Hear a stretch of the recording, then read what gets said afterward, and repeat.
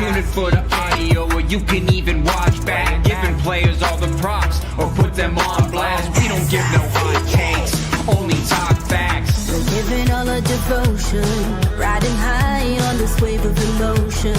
Going all out, yeah, cause this is our time. No, ain't no stopping us till we reach the finish line. All in, we came here to win. We're gonna give everything. S-I-C-K on the run. S-I-C-K, sick, sick. On fire, we're ready to fight. We'll bring the house down tonight. S-I-C-K on the run. S-I-C-K, sick, sick. Play it on the car ride, play it when you lounge. X and O, you know that we can hold it down. Shout out to my man Sammy, got it off the ground. And to all the listeners tuned in right now, got debates, analysis, and speculation. This is sports talk for the new generation. You know where to find us, got a reputation. Sick podcast, your #1 sports destination. Giving all our devotion, riding high on this wave of emotion. Going all out, yeah, cause this is our time. No, ain't no stopping us till we reach the finish line. All in, we came here to win. We're gonna give everything. S-I-C-K on the run. S-I-C-K, sick, sick. On fire, we're ready to fight. We'll bring the house down tonight. S-I-C-K on the run. S-I-C-K, sick, sick. S-I-C-K is the sickest podcast. Tune in for the audio, or you can even watch back. Giving players all the props, or put them on blast. We don't give no hot takes, only talk back. S-I-C-K, S-I-C-K, S-I-C-K, S-I-C-K, S-I-C-K, S-I-C-K, S-I-C-K. all in, we came here to win. We're gonna give everything. S-I-C-K on the run. S-I-C-K, sick, sick. S-I-C-K is the sickest podcast. Tune in for the audio, or you can even watch back. Giving players all the props, or put them on blast. We don't give no hot takes, only talk facts. We're giving all our devotion, riding high on this wave of emotion. Going all out, yeah, cause this is our time. No, ain't no stopping us till we reach the finish line. All in, we came here to win. We're gonna give everything. S-I-C-K on the run. S-I-C-K, sick, sick. On fire, we're ready to fight. We'll bring the house down tonight. S-I-C-K on the run. S-I-C-K, sick, sick. Play it on the car ride, play it when you lounge. X and O, you know that we can hold it down. Shout out to my man Sammy, got it off the ground. And to all the listeners tuned in right now, got debates, analysis, and speculation. This is sports talk for the new generation. You know where to find us, got a reputation. Sick podcast, your #1 sports destination. Giving all our devotion, riding high on this wave of emotion. Going all out, yeah, cause this is our time. No, ain't no stopping us till we reach the finish line. All in, we came here to win. We're gonna give everything. S-I-C-K on the run. S-I-C-K, sick, sick. On fire, we're ready to fight. We'll bring the house down tonight. S-I-C-K on the run. S-I-C-K, sick, sick. S-I-C-K is the sickest podcast. Tune in for the audio, or you can even watch back. Giving players all the props, or put them on blast. We don't give no hot takes, only talk back. S-I-C-K, S-I-C-K, S-I-C-K, S-I-C-K, S-I-C-K, S-I-C-K. Turn up your volume. Because you're about to listen to The Sick Podcast. The Eye Test with Pierre, McGuire, and Jimmy Murphy. The Stanley Cup winning Colorado Avalanche And after 22 years, Raymond Mark! The sickest NHL podcast. It's gonna be sick. And welcome to another edition of the Eye Test here at the Sick Podcast Network. He is Pierre McGuire. I am Jimmy Murphy, and this is another edition of On Campus Friday, Pierre. And we're going to get right to it with our guest of the week, RPI head coach Eric Lang, who was on here last year with us. How you doing, Coach? Murph, good to see you. Pierre, how we doing? Okay. Coach, great to see you. You must be watching a lot of NHL games, and I think you're the secret weapon in Anaheim because your buddy Joel Quenneville's team is off and running. Boy, they are exciting. They can really.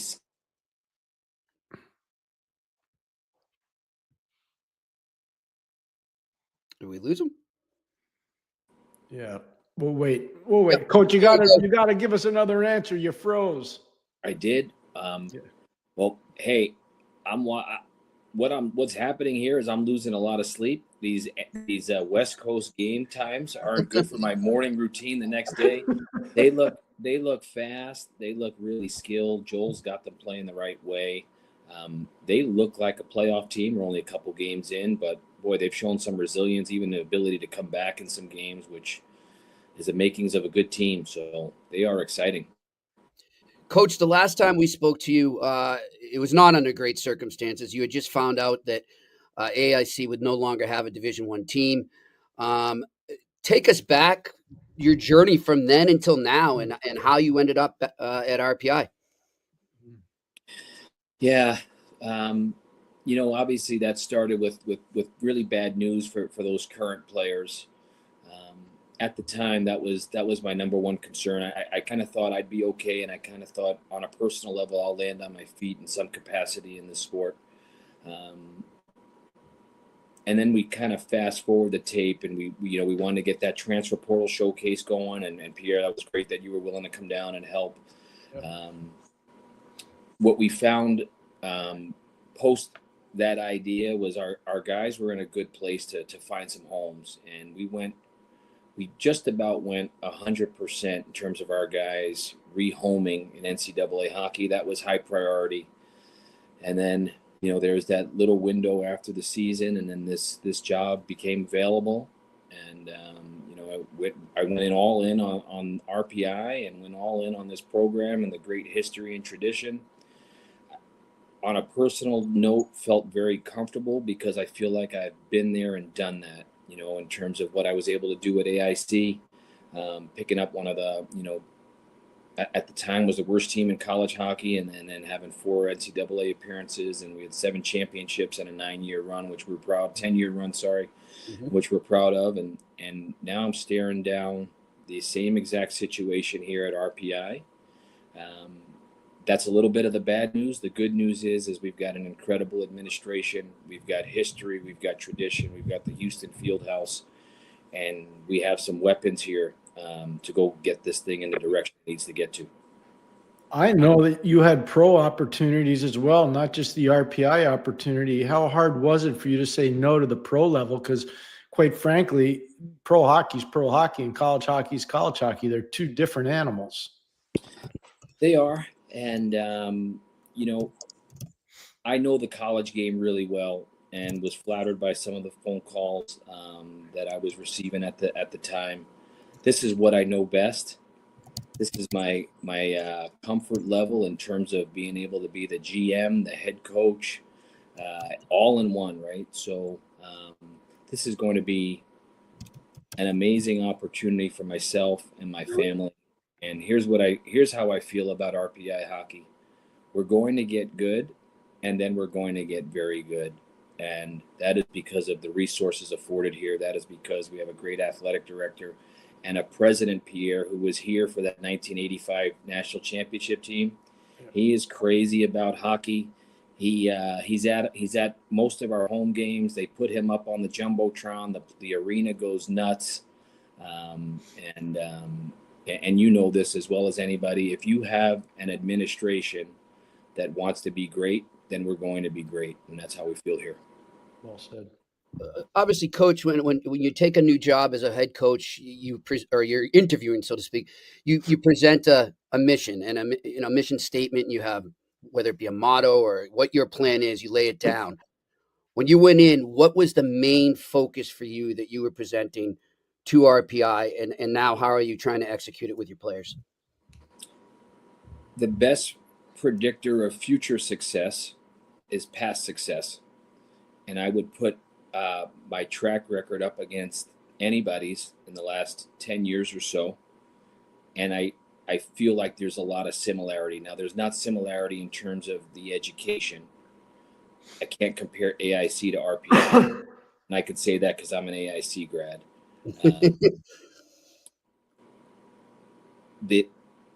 What is afforded here is an incredible, incredible opportunity. And in the game of life, if you can get an education, you can get a degree from RPI, it's life-changing. And right now, that is a competitive advantage. And I will say this, in my time at AIC, we were not able to sell the academic piece. And that is a monster component right now. Because it gives you two outs. You have a plan B when you have a degree from RPI, right? We want guys that aspire to play in the National Hockey League. And we all know how hard that is. But at some point, it dries up for everybody. And now, can your network and your degree work for you? Or are you going to work for your degree? And, that is I always say, like, we're looking for that competitive advantage. That's what we have here. One of the cool parts, Jimmy, about RPI, and I've talked to Coach about this, is you look at the alumni network, whether it's Darren Pupa, whether it's Adam Oates, whether it's Mike Satapor, whether it's Johnny Carter. You look at the Kevin Constantine, Joey Juneau, they just roll off my tongue. How much do you rely on those guys, Coach? Have you talked to any of them? Are they willing to get back and be involved with you? They are. And the great thing about our alumni is they want the program to be great.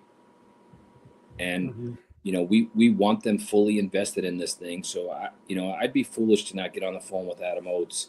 And Joe Juneau was in here for a New York State Hall of Fame induction. So we need them, and we need everybody. This is not, if we think that we can, just make a coaching change and bring in some good players and it's going to turn quickly, we need everybody. We need our fan base. We need our alumni. We need corporate in the city of Troy. It's all hands on deck here, and we're chipping away at it a little bit at a time. Coach, when we look right now at the current landscape of college hockey, obviously so many things changing fluidly with the portal and then also the CHL agreement.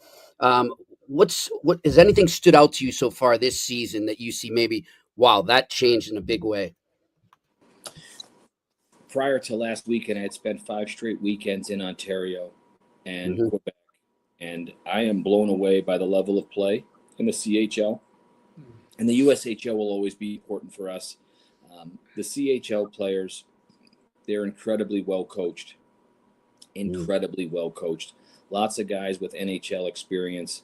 So one of the glaring things, you walk into the arena, the arenas are beautiful and you're comfortable and you don't have to wear a winter coat in there.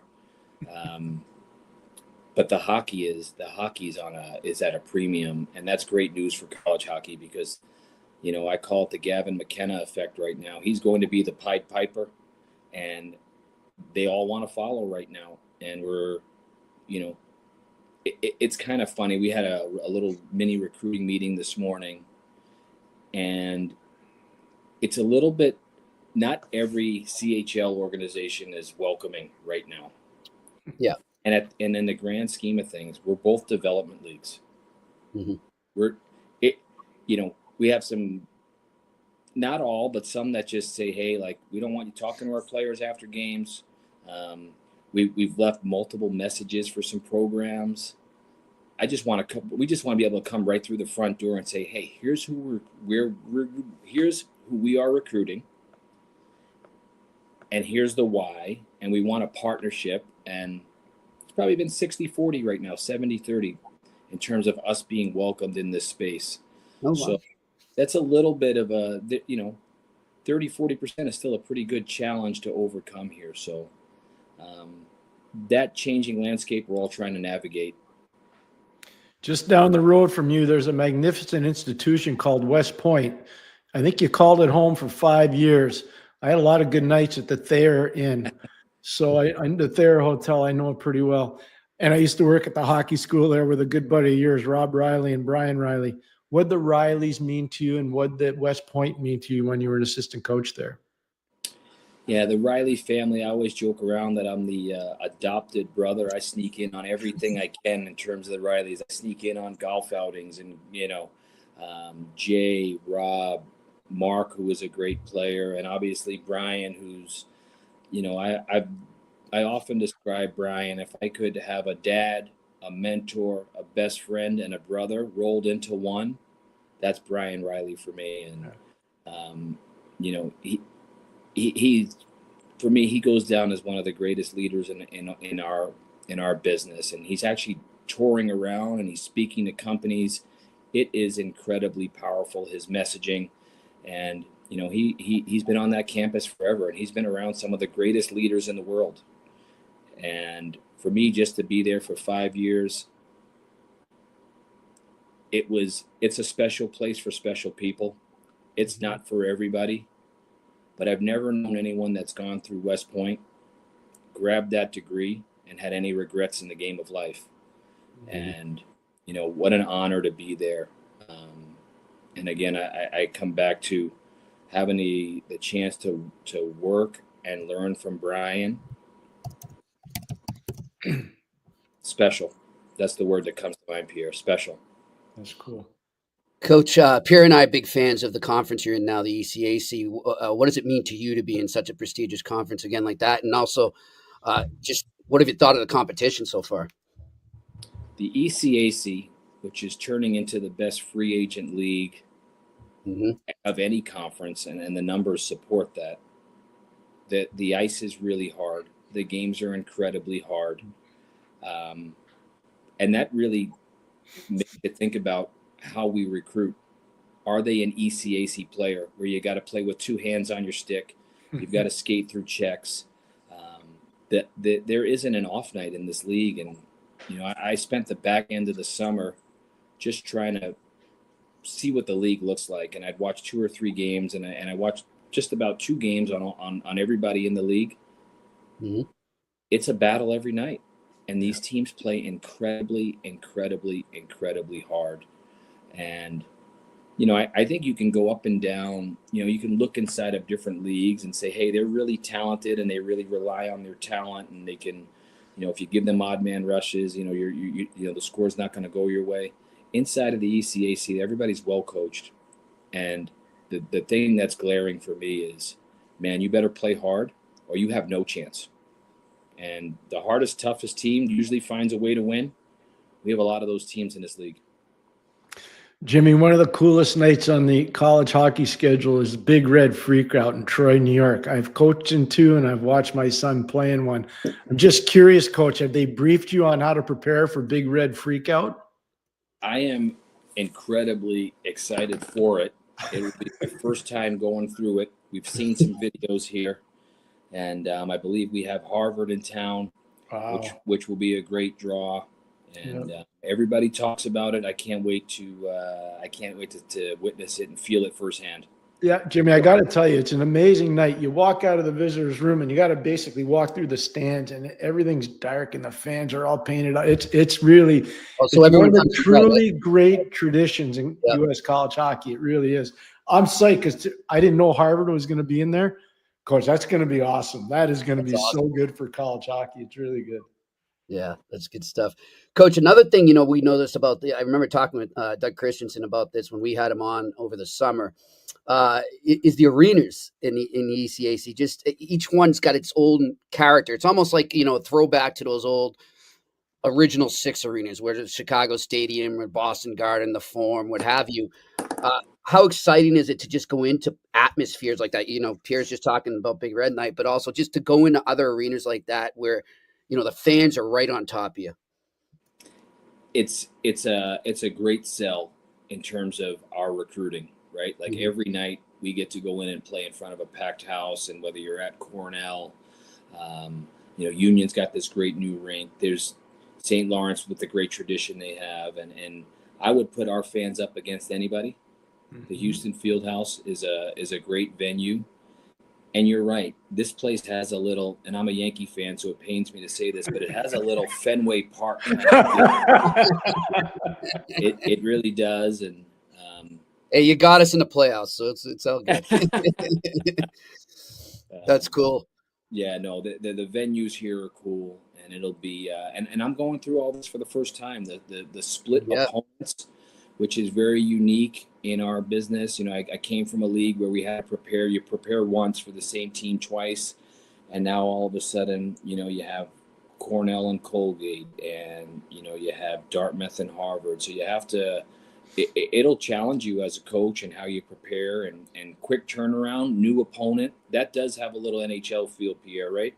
Oh, you just nailed it. Not enough coaches are aware of that. In ECAC, you have travel partners, and it makes for a way different level of preparation for the coaches, Jimmy. Coach is spot on that. Yeah. And it is very similar to an NHL vibe. It absolutely is. And I love what he said, by the way, Coach. I love what you said about the ECAC being a top free agent market, because here's what's going to happen in the NHL. There's going to be expansion, and a lot of the kids that get drafted by teams, they're going to get punted. They're not going to get signed. And they may be in the ECAC, they may be in Hockey East, but I'm telling you right now, because of the battle level that happens in the ECAC, more of those guys are going to get signed as free agents. Coach is spot on about that. You're right on the mark. Couldn't be more right. So as I had that long-winded answer, I just want to say this. I asked you this. I know how competitive it is, Colgate, Cornell, Dartmouth, Harvard, Brown, Yale. Take us inside RPI Union, because I know you play them 3 times this year. It's funny.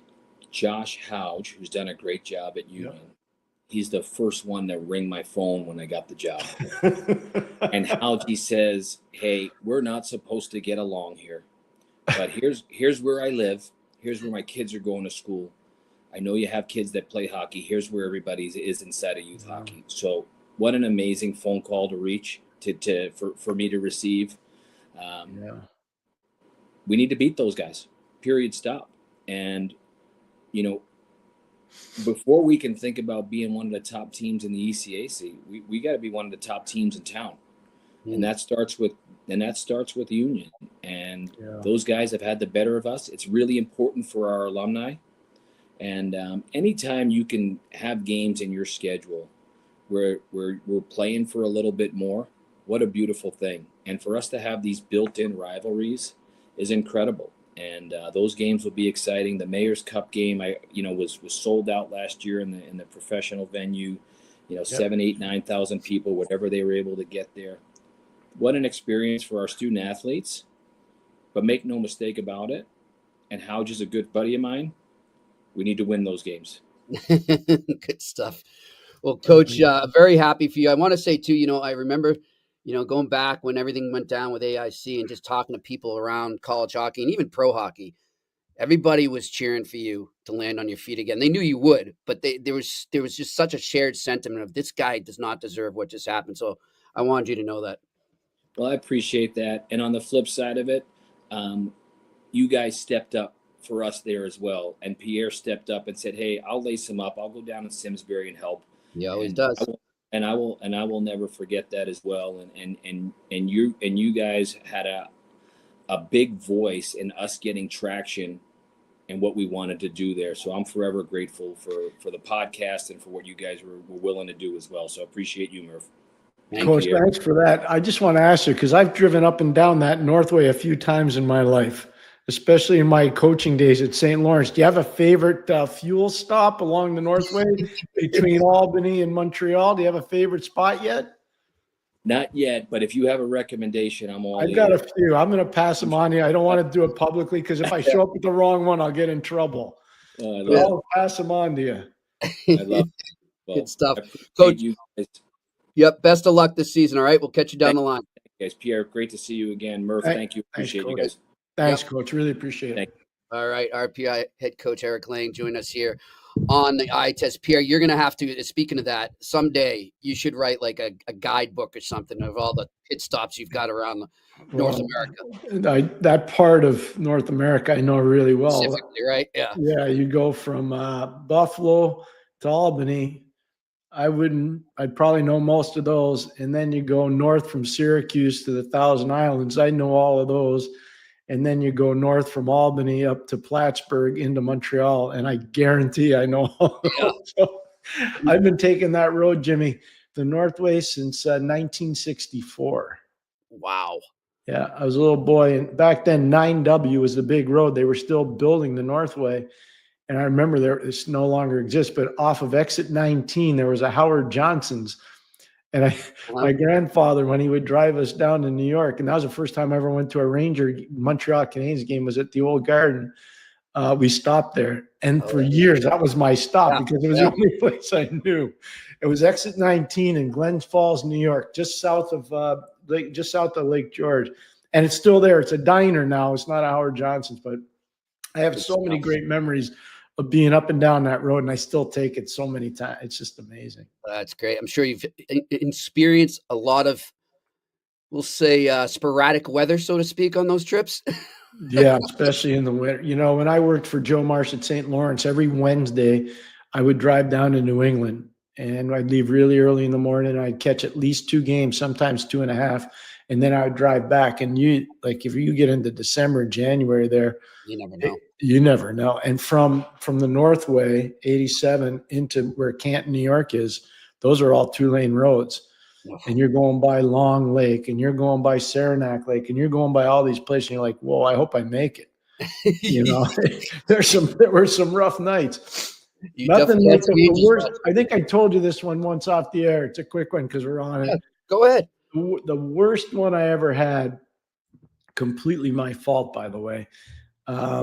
I was up in northern Saskatchewan, and I was watching a goalie by the name of Paris Duffus, and he ended up going to Cornell, and he was drafted by Colorado Avalanche. He was a good goalie, and we didn't get him to commit. Obviously, he went to Cornell, but I was driving from where he played as junior back to Regina, and it was probably a 2-hour ride, and I thought I had enough gas. You know, I wasn't paying attention. All of a sudden, a big storm came out of the west. And I was driving north-south, but I eventually had to turn east to get to Regina. And I'm telling you right now, like, all of a sudden, I'm about 100 miles out of Regina, and I'm looking at the gas tank, and I'm like, oh, my God, I have no gas. Like, I'm going to be in trouble. I'm like, freeze. Like, it was a vicious snowstorm. And I'm looking for, like, farmhouses that have lights on and say, hey, knock on the door. Do you mind? Like, can I sleep here? Yeah. And I started saying prayers in the car. I'm not kidding you. Jeez. And eventually I got to the Trans-Canada, which for people that know it, you're coming south from Saskatchewan, Melfort, Saskatchewan. You're coming south from Melfort. And I got to the Trans-Canada. I made a left to go east.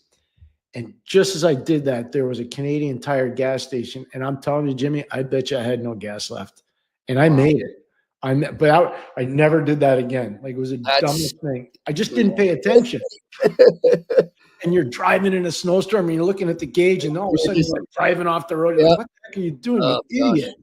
Yeah. So, that's one of those, you do so many trips, but that's one I'll always remember. Remember. Definitely had some angels watching over you over the years, Pierre, I'd say. Oh, I think so. For sure. Listen, and speaking of Montreal, for people that do get up there after a long road trip or through some hectic weather, you're going to want to go to our new sponsor, Vago Italian. It's an amazing restaurant. What a reward that would be after a long trip. They combined old world classics and new Italian dishes for over 23 years, private dining rooms for any occasion, open Monday to Saturday evenings, and lunch from Tuesday to Friday, located at 1336 Green Avenue in Westmount. For reservations, call 514-846-1414. Again, that is 514-846-1414. And then, of course, our other wonderful sponsor, Betway, where you can still go all the way with Betway and bet the beauties. Go right now to the QR code right in front of you if you're watching, or else if you're just listening, go to their website, go to the members section, fill out your new membership, and even if you lose on your first bet, you can get up to $200 credit back. Terms and conditions apply. You must be 18 plus. This offer is not available in Ontario. And remember, always bet responsibly. And Given this is on Campus Friday, Pierre, I'm going to give a little college pick I put together for our listeners and viewers. Some really big, fun games going on this weekend in college hockey. I'm going to start with the one that a lot of people will be watching. Of course, that's number 1 Boston University hosting number 3 Michigan State. I like the under in this, Pierre. I think it's going to be a goaltender's duel, and it's a very high over-under. They have it listed at 6.5. So go under 6.5 there, and we're going to combine this with 2 more teams for a parlay. I like Quinnipiac to pull. It's pretty over Maine. Yeah, wow. It's kind of, people could say that's an upset. It's a even right now on the spreads there. It's dead even. It could be considered an upset, but I like that. They got a 2-game set with Maine. I like them to take the first one at least, and then I'll go to my alma mater, and they're hosting Northeastern. I'm taking them on the puck line, -1.5. That means they have to win by 2 goals. If you put a $25 bet on that, you win $175. So You know what? I don't get into the betting part of it, but that's going to be a hard game for Northeastern. A lot of young kids, big ice. People forget how big the ice is at UMass. Carvey's got a fantastic defense. His young forwards are learning, but he's got a veteran, big, long, lean NHL defense, and he's got an elite goalie. He's got an elite goalie in Michael Robel. So I kind of like that one pick, and you know that I'm kind of bullish on Northeastern when they're not playing UMass. But I think that's actually a smart one. I don't know, Pierre, would you agree with me? Am I overstating it to say that right now people are sleeping on UMass a bit? Yes. Oh, they are, because people aren't talking enough about their defense. I talked to Coach Carville about this off the air, and I don't think he'd mind if I shared it on the air. Okay. They're more of a pro-style defense, and they are a college-style defense. So they're bigger, they're longer, they skate well. A lot of NHL draft picks. They're physical, and you know, because you've done so many games in that rink, how big it is. And if you don't have range, it's hard to defend. So he thinks that this team is going to defend really well because of the size that they have on the back end and the skating ability. Like Francisco Del Elche, he's a really good player. He's a 3rd-round pick, you know, and you start building from there and start looking at all the guys, and you're like, these guys are good. You know, on that note, as you're saying that, I'm thinking just right back to what Coach Lang was just talking about, the ECAC, and how it's kind of you better have your 2 hands on a stick. It's a bruising league. It's a physical, grueling game every game. When I think of Hockey East, and again, correct me if you have a different opinion, currently I see it more as a skill finesse conference this year as opposed to the ECAC. But when I look at UMass, I'm wondering if are they more of an ECAC team in a different conference? Yeah, they are. And I love how you did that, because that's Coach Carville's background. He was a player at St. Lawrence, and he played for an elite coach there, Joe Marsh. They had a lot of success when he was there. He was part of really good teams. A lot of guys did play in the NHL. He did not, but he was drafted by an NHL team, Pittsburgh. And so he went back and coached there after spending a lot of time in the NHL. And he saw how the league was, and he remembered it. And I think the teams that he's built there are skill level of Hockey East, physicality of ECAC. And I think that's a good pickup by you, Jimmy. I do. I think it's a really good pickup. Thank you. Good stuff. Well, Pierre, it's a great week here on the eye test. And I want to give it thanks to you and Shane for really stepping up and helping me out through some tough times. I appreciate it. Well, no, yeah. Listen, we're family here. You know that. We've talked about that for the last 3 years. Shane's amazing at what he does. Chuck Caton was awesome filling in. Yes, that's right. He did a great job for you. And we're thinking of you and your family and all your friends that have gone through the loss that you've had to experience. But, the one thing about hockey, it helps re-energize your focus. It really does. So even though you're going through these tough times, and we all go through them, you get to think about the games that you're watching. You get to watch all these magnificent things. Like last night, I'll give you an example. I'm watching Buffalo play Ottawa because I had to do the post-game show for Ottawa on the Sick Podcast Network. And I'm how good does Lindy Ruff feel right now? Oh, I know. All the doomers and gloomers. How great does Alex Tuck feel right now? Yep. How great does Alex Lyon feel right now? Yep. All these guys have been getting sand kicked in their face, people beating up on them all the time. The best part of the night last night, I'm telling you, when I watched the fans' reaction in Buffalo, how happy they were. I was thrilled for the fans. I know. I've been trying, like, I'm in a little chat with my friends from the Ice guys there, and we were talking during that game too. And I said, look, like, I know everybody wants to crap on them and everything, but forget about the team, right? Think of that fan base. And not just in hockey, everything. Like, they just suffered so much. And I just want to see something good happen for that city in sports, whether it's the Bills or the Sabres or both. I just want to see promise and excitement because they deserve it. And I'll tell you, too, on the ice, though, Pierre, I thought a good sign, you talk about Lindy Ruff being happy, when Ottawa made it 5-4. Yeah. I'm thinking back in my head, like, oh, here we go again. Here we go. And yet they bounce back. And I think, let's say they turn around. Let's say Buffalo goes on a bit of a roll, or, they stay competitive for the remainder of the season. That might be a moment they look back on, because I know it's just a little moment in a game, but there was so much, like you said, doom and gloom around that team heading into that game, that if they had woke up after blowing that game, it would be a whole different story than it is now. Fair point. I think the turning point happened when Ottawa scored to make it 2-1, and Coach Ruff challenged the call, and he got it wrong. And I'm like, okay, these guys are doomed. Ottawa's going to put the pedal to the metal, and they're going to bury one. Except they don't. Ryan McLeod scored shorthanded, ties it at 2. And then Zucker goes on and scores back-to-back power play goals. And then all of a sudden, Buffalo's got it. But I'm telling you, when he did that challenge, I'm like, who's working in the freaking video room here? Like, I'm watching this on TV in South Carolina, and I know that's a goal. Yeah. Like, I see the puck cross the line. Who told him to challenge that? And, we're talking about dooming and glooming. The one thing I'd say is you set these standards and you set protocols for how you challenge. That's when they're going to have to adjust in Buffalo, because they got that wrong, way wrong. That can't happen. But then McLeod scores a shorty, and I was like, oh, man, thank goodness for Lindy. Thank goodness because imagine if Ottawa scores there and it's 3-1, that game is over and they get buried. Yeah. That just shows you how not lucky. They were fortunate in that situation. Yeah. And just to the people out there who are saying Lindy can't work with kids and Lindy can't do enough. Like, oh, please. He's a great coach. And I'll tell you what, I don't think there's some people saying he was too hard on him after the loss in Boston. Like, what's he supposed to do? Sugarcoat it? Like, he's got to tell it like it is. And I think the real players appreciate that. Todd McClellan, after he got throttled by Montreal opening night in Detroit, he didn't go soft shoe and velvet glove. He went sledgehammer and anvil. Yep. And he said, really? This isn't going to happen anymore. Yep. Enough talk, more action. Let's get to work. Here's my challenge to every management person in the NHL. You think you're so smart? Go hire Scotty Bowman at 92, and don't tell me he couldn't coach in this league right now at 92. He would crush half of these guys. Trust me. Yep. I watched some of the things that happen in this league through coaching staffs, and I'm mortified. I'm like, how did some of these guys get jobs? Seriously. Yeah. And you know what? They might not like me saying that. Well, I can say it. Yeah.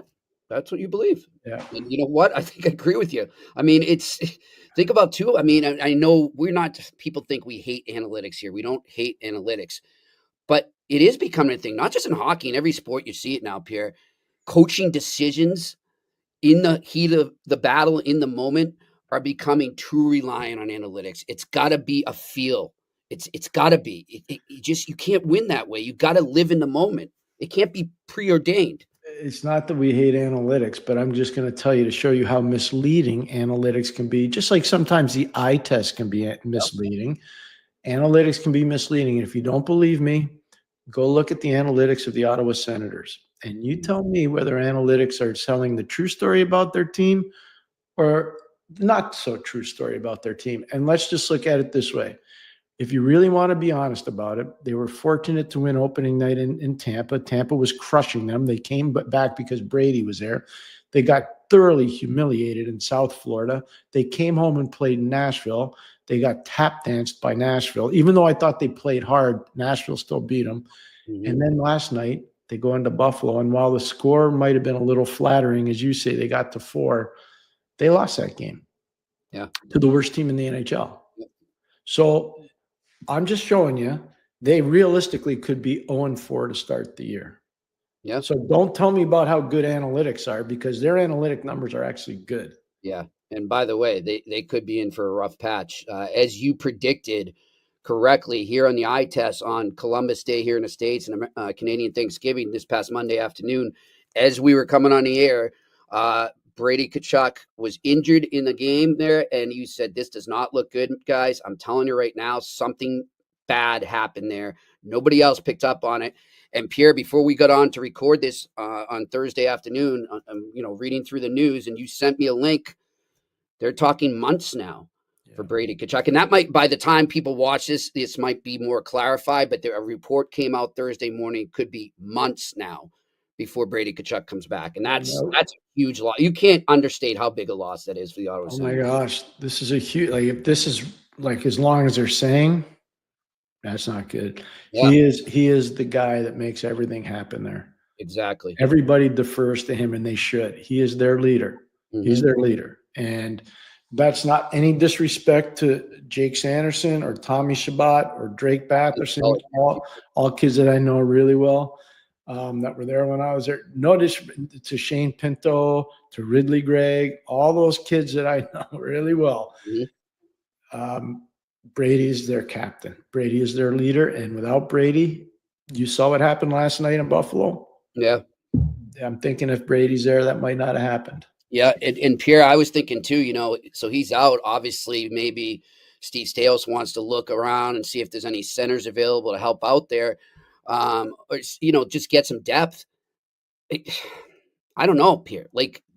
They can't do that because they've got holes on their D too. We've discussed the right side of their D has got an issue. Now the good news is Jordan Spence had 3 assists last night. And so that was only the second game that he played. So that was actually good for him and for Ottawa. But he's not one of those guys you can count on to be a stopper. So if you look at the stopping power on the right side, outside of Zub, I don't think Jensen's going to have an easy time because he had hip surgery. He's 35 years old. I mean, that's hard. And he's been a good player for a long time. But at some point, Father Time kicks in. And so that's my concern with him. That's their main need. But now, how do you replace Tkachuk on the wing? I was looking at all the different things I was thinking they could do or what they needed. That all changes now. Now it's all focused to right there. Yeah, the guy that needs to, and it's hard to even say this because I like him a lot, is Claude Giroux. Claude's not young anymore. Mm-hmm. He doesn't want to be happy with me saying that. But as a hockey player in life, he's really young. But as a hockey player, he's not young anymore. There are a lot of miles on him and a lot of games, a lot of big games. And so I think he's one guy that's going to have to elevate pretty substantially, Jimmy. And if he doesn't, I think this stretch without Brady could really be a problem for this team. Yeah, it's going to be interesting to see what happens with them. Well, listen, we want to thank everybody for joining us here on and on Campus Friday. And big thanks to Coach Lang for joining us from RPI, and to Shane working the boards up in Montreal. To everyone out there, have a great weekend, and we will see you back here on Monday on the Eye Test on the Sick Podcast Network. And that's a wrap. Hope you don't miss us too much until next time. Follow the Eye Test with Pierre McGuire and Jimmy Murphy on YouTube, Facebook, Google Play, and Apple Podcasts.